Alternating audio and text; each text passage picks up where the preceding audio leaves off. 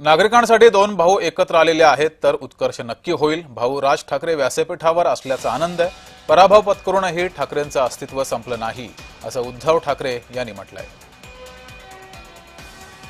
आज महापालिका शाळांचा दर्जा येऊन तुम्ही बघा,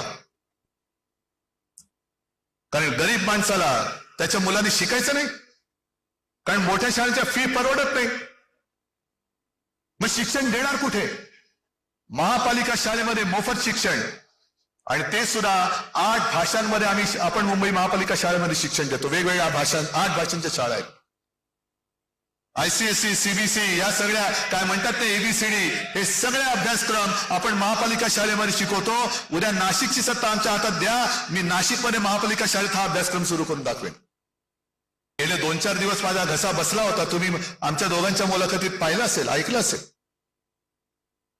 आणि हिंदीमध्ये आज माझी एक मुलाखत झाली, तर मुलाखतकाराने विचारलं की इस बार आपको ऐसी कौन सी खासियत लगती है मुंबई के चुनाव के बारे में? म्हटलं इस बार खासी यही खासियत है, कारण सगळे मुंबईकर खोकतायत, फुफ्फुसाचे आजार होत आहेत, कारण नियोजन शून्य विकास.